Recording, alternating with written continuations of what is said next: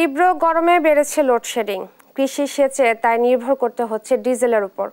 তবে ডিজেলের দাম বৃদ্ধিতে ক্ষোভ জানিয়েছেন কৃষকরা। এ নিয়ে বিস্তারিত জানাতে সরাসরি যুক্ত হচ্ছেন সহকর্মী শরীফুল্লাহ কায়সার সুমন। সুমন, ডিজেলের দাম বাড়ায় কি ধরনের সমস্যায় পড়েছেন কৃষকরা, আমাদেরকে জানাবেন। ইশরাত, ধন্যবাদ আপনাকে। আপনি ঠিক যেমনটি বলছিলেন, একই রকম পরিস্থিতি কৃষকদের মধ্যে। এই গরমের মধ্যে আপনি জানেন 1 তারিখ থেকে সরকারের খনিজ ও বিদ্যুৎ সম্পদ বিভাগ যেটি হঠাৎ করে নতুন করে যে কমিয়ে দেয়া দাম আবার বাড়িয়ে দেওয়ার কারণে একটা বিক্ষুব্ধ পরিস্থিতি কৃষকদের মধ্যে সৃষ্টি হয়েছে ডিজেলের দাম বাড়ার কারণে। ডিজেল 1 টাকা বেড়েছে, অকটেন এবং পেট্রোলের দাম কিন্তু 2 থেকে 3 টাকার মতো বেড়েছে, কিন্তু 1 টাকা বাড়লেও তার প্রভাব পড়েছে অনেক বেশি, বিশেষ করে কৃষি পণ্য আনা নেয়ার কাজে এই প্রভাবটি বেশি পড়েছে। যার ফলে এই যে নতুন ধান উঠেছে এবং আম আনা নেয়ার কাজে এই ডিজেলের দাম বৃদ্ধির যে অবস্থাটি সৃষ্টি হয়েছে, বিরূপ অবস্থা, সেই বিরূপ অবস্থাটি কিন্তু কৃষককেই দিতে হচ্ছে।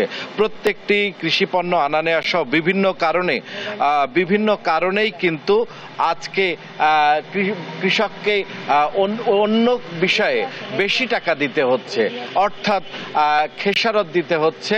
ডিজেলের দাম বৃদ্ধির খেসারত তাকে দিতে হচ্ছে। এখানে জাতীয় কৃষক জোটের কেন্দ্রীয় সাধারণ সম্পাদক অধ্যক্ষ আশিক ইলাহি আছেন। আসলে কৃষকদের এই বিক্ষুব্ধতার কারণ কি বলে মনে করেন? কৃষি উৎপাদনের সাথে যে খরচটি যুক্ত হয় এবং সেই উৎপাদনের খরচটা অধিকাংশ ক্ষেত্রে কৃষক তুলতে পারছে না।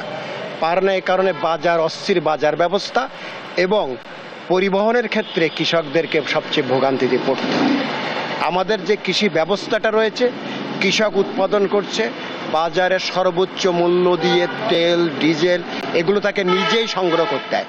সে সরাসরি পাওয়ার সরকারি নানান কথা বলা হলেও একজন উৎপাদক কৃষক সরাসরি সেই ফসলগুলো, সেই পণ্যগুলো ঠিকমতো পায় না। তাকে নিজের উদ্যোগে, ব্যক্তিগতভাবে উদ্যোগে তাকে সংগ্রহ করতে হয়। ফলে তার উৎপাদন খরচটা অনেক বেড়ে যায়। কিন্তু বাজারে যখন সে মালটি নিতে চায় তখন সেই উৎপাদন খরচের মূল্যটা পায় না। মাঝপথে এখন দাবি কি? আসলে আমাদের দাবিটা হলো কৃষক তার উৎপাদিত পণ্যের ন্যায্য মূল্যটা পাবে, মানে প্রকৃত মূল্য যেটা সেটা সে পাবে, এবং কৃষক যাতে পণ্যটা বাজারে পরিবহন করতে পারে সেই দায়িত্বটি কাউকে নিতে হবে, কৃষি বিভাগকে। শুনছিলাম ইশরাত, বিষয়টি হচ্ছে যে জ্বালানি তেলের মূল্য বৃদ্ধি 1 টাকা হলে তার প্রভাব যে পরিমাণ পড়ে, দাম বাড়ার খবরের সাথে সাথেই কিন্তু এই প্রভাবটি পড়া শুরু করে, কিন্তু দাম কমলে কিন্তু তার সুবিধাদি কৃষক বহন করতে পারে না।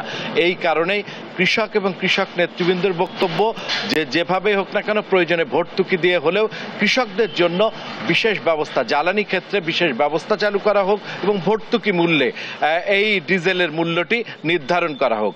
এই ছিল সর্বশেষ। ইশরাত। সুমন, আপনাকে ধন্যবাদ। ডিজেলের দাম বাড়ার ব্যাপারে বিস্তারিত বলছিলেন সহকর্মী শরীফুল্লাহ কায়সার সুমন।